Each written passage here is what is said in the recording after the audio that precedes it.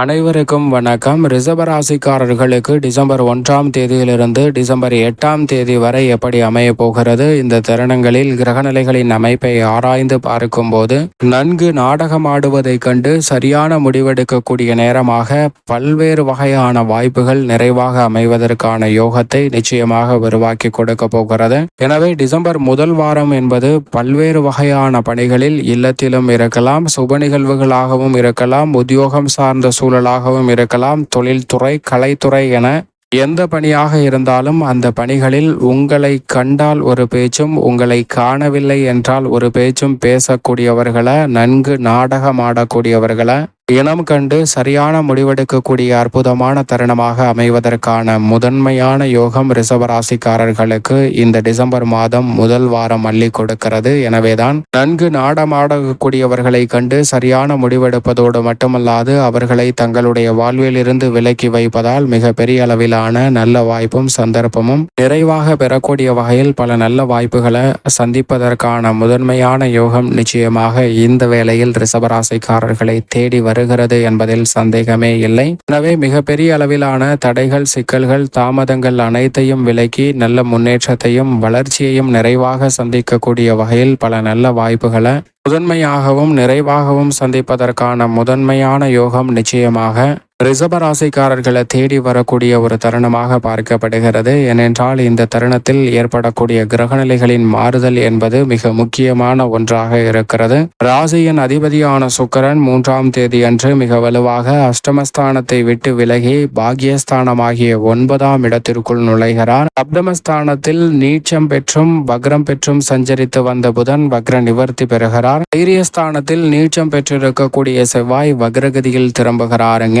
சந்திரன் 7, 8, 9, 10 ஆகிய இடங்களில் வலம் பெற போகிறார். இப்படி பல அதிரடியான கிரக மாறுதல்கள் ஏற்படக்கூடிய இந்த வேளையில் ராசியின் அதிபதியான சுக்கிரனின் பயிற்சி மிக பெரிய அளவிலான மாற்றங்களை நன்கு நாடகமாடுபவர்களின் இனங்களை கண்டறிந்து சரியான முடிவெடுக்கக்கூடிய நேரமாக மாற்றுவதற்கான நல்ல சூழலை நிச்சயமாக ஏற்படுத்தி கொடுக்கிறது என்பதில் சந்தேகமே இல்லை. அதிலும் குறிப்பாக ஜென்ம ராசியில் முழு சுபகிரகமாக இருக்கக்கூடிய குரு நிலை கொண்டிருந்தாலும் அங்கு வக்ரம் பெற்றிருக்கிறார். எனவே எதிர்பார்ப்பதை காட்டிலும் பல்வேறு வகையான சுப விரயங்களை நிறைவாக சந்திப்பதற்கான யோகமும், திடீர் கல்யாணம் என்று சொல்லக்கூடிய வகையில் எழுடா வெத்தலை பார்க்க குடிடா திருமண செய்திய அப்படின்னு சொல்லக்கூடிய வகையில் திடீரென பல நல்ல முடிவுகளை எடுப்பதற்கான வாய்ப்பு நிச்சயம் கிடைக்க போகிறதுங்க. நன்கு நாடகமாடுபவர்களை உங்களுடைய வாழ்வில் இருந்து விலக்குவதற்கான அற்புதமான யோகத்தையும் ஜென்மராசியில் வக்ரம் பெற்றிருக்கக்கூடிய குரு வலுவாக அள்ளி கொடுக்க போகிறார். எனவே பல்வேறு வகையான பணிகளை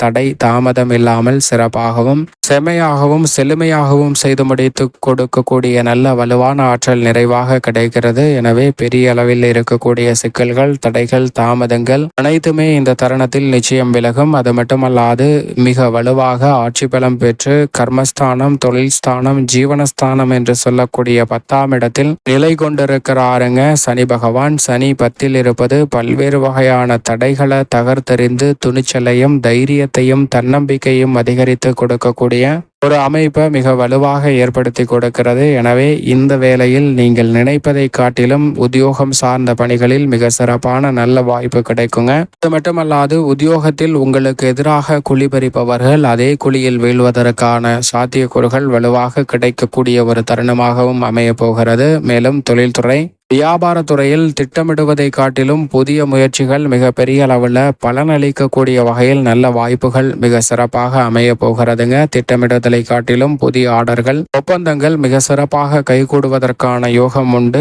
பல்வேறு வகையான போட்டிகள் இருந்தாலும் அதை எளிதில் கடந்து செல்வதற்கான அற்புதமான யோகம் கிடைக்கிறது. பல்வேறு வகையில் இருந்து வந்த குளறுபடிகள் இந்த தருணத்தில் தொழில்துறை, வியாபாரத்துறையில் விலகும். நிதி சார்ந்த நெருக்கடிகள் விலகி நல்ல மாற்றத்தை நிறைவாக சந்திப்பதற்கான முதன்மையான யோகத்தை நிச்சயம் நிறைவாக அள்ளி கொடுக்க போகிறாருங்க சுக்கிரன். எனவே சரியாக பயன்படுத்திக் கொள்ளுங்கள். அதோடு மட்டுமல்லாது பாக்கியஸ்தானத்திற்குள் நுழைந்திருப்பதால் அசையும் அசையா சொத்துக்கள் வாங்குவதற்கான முதன்மையான யோகமும் இந்த வேளையில் நிறைவாக கிடைக்கிறது. கலைத்துறை, அரசியல் துறை சார்ந்த பணிகளில் எதிர்பார்ப்பதை காட்டிலும் எந்த காரியமாக இருந்தாலும் கனகச்சிதமாகவும் தெளிவாகவும் துல்லியமாகவும் செய்து முடிக்கக்கூடிய நல்ல வாய்ப்பை ஏற்படுத்தி கொடுக்கிறாருங்க. சப்தமஸ்தானத்தில் சூரியனும் புதனும் இணைந்து வலுப்படுத்துகின்றன. புதனும் புதனும் வக்ர நிவர்த்தி பெற்று சப்தமஸ்தானத்தை வெளிப்படுத்துவதால் எந்த விதமான எதிர்பார்ப்பாக இருந்தாலும் நினைத்த மறுகணமே அவற்றை செய்து முடிக்கக்கூடிய வகையில் நல்ல சந்தர்ப்பம் நிறைவாக அமைய போகிறது. எனவே பெரிய அளவிலான தடைகள் சிக்கல்கள் விலகி நல்ல முன்னேற்றமும் வளர்ச்சியும் நிறைவாக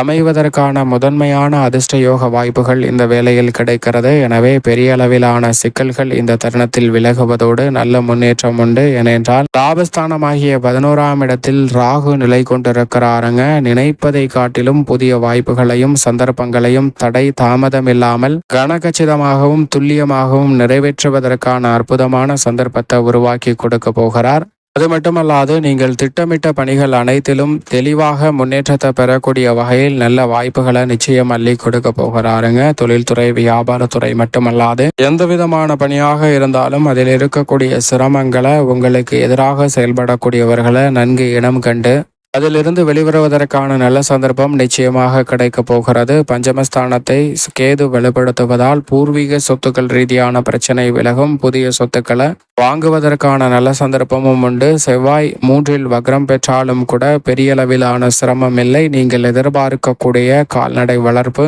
மற்றும் விவசாயம் சார்ந்த பணிகள் போன்றவற்றில் அலைச்சல் சிரமம் இல்லாமல் கனகச்சிதமாகவும் துல்லியமாகவும் சிறப்பாகவும் செய்து முடிக்கக்கூடிய நல்ல சந்தர்ப்பம் நிறைவாக இந்த வேளையில் கிடைக்க போகிறது. எனவே ரிஷபராசிக்காரர்கள் சந்திக்கக்கூடிய பல்வேறு வகையான பிரச்சனைகள் சிரமங்கள் கட்டுக்குள் வரும். நல்ல முன்னேற்ற வாய்ப்புகளை நிறைவாக சந்திப்பதற்கான யோகம் நிச்சயமாக உண்டு என்பதை கிரகநிலைகளின் அமைப்பு திட்டவட்டமாக உறுதிப்படுத்துகிறது. மேலும் இந்த தருணத்தில் ராசியின் உச்ச அதிபதியாக இருக்கக்கூடிய சந்திரனை பொறுத்த வரைக்கும் சந்திரன் மிக வலுவாக துவக்கத்தில் சப்தமத்தில் இருக்கிறார். 2ஆம் தேதி பிற்பகலில் இருந்து 4ஆம் தேதி இரவு வரைக்குமே அவர் அஷ்டமத்தில் வலம் வருகிறாருங்க. அஷ்டமத்தில் ராசியின் உச்ச அதிபதி வலம் வருவது சற்று சாதகமற்ற அமைப்பு. அந்த தருணத்தில் வாக்குவாதங்களை ஈடுபடுவதை தவிர்த்திடுங்க. நீங்கள் சில பிரச்சனைகளை தவிர்த்து சென்றாலும் கூட உங்களை துரத்தி கொண்டே சில பிரச்சனைகள் வரும். எனவே நன்கு முடிவெடுக்கக்கூடிய நல்ல வாய்ப்பும் சந்தர்ப்பமும் நிறைவாக கிடைக்க போகிறது. சரியாக பயன்படுத்திக் கொள்ளுங்கள். அதற்கு பிறகு எதிர்பாராத நல்ல பொருளாதார ரீதியான வளர்ச்சியும் முன்னேற்றமும் நிச்சயமாக அமைவதற்கான சாத்தியக்கூறுகள் 10 மற்றும் 11 என பல இடங்களில் வலம் வரக்கூடிய ராசியின் உச்ச அதிபதி வளர்புரை சந்திரனாக வலம் வர போகிறார். எனவே எதிர்பார்ப்பதை காட்டிலும் நல்ல மாற்றங்களை மிக சிறப்பாக வலுவாக சந்திப்பதற்கான நல்ல யோகம் நிச்சயமாக உங்களை தேடி வரும் என்பதில் சந்தேகமே இல்லை. அதோடு மட்டுமல்லாது இந்த தருணத்தில் எந்த பணியை திட்டமிட்டாலும் பெருவாரியான கிரகநிலைகள் ராகு கேது சனி சுக்கிரன் மற்றும் சந்திரன் என பெருவாரியான கிரகநிலைகள் சாதகமாக வலம் வருவதால் நினைப்பதை காட்டிலும் சிறப்பாக செய்து முடிக்கக்கூடிய யோகம் நிச்சயம் உண்டு. மேலும் சாதகமாக மாற்றிக்கொள்ள நிச்சயமாக ரிஷபராசிக்காரர்கள் வாரத்தில் செவ்வாய்க்கிழமை விரதமிருந்து அருகாமையில் உள்ள முருகப்பெருமாள் ஆலயம் சென்று தீபமேற்றி வழிபாடு செய்யுங்கள். அப்படி செய்வதால் பல்வேறு வகையான தடைகள் விலகி தங்களுடைய வாழ்வில் நிச்சயமாக முருகப்பெருமான் பல்வேறு வகையான நன்மைகளை அள்ளி கொடுப்பாருங்க. பல தடைகளை விலக்கி விடுவார். நல்ல முன்னேற்ற வாய்ப்பை நிச்சயமாக அள்ளி கொடுப்பார் என்பதில் சந்தேகமே இல்லை. ரிஷபராசிக்காரர்களுக்கு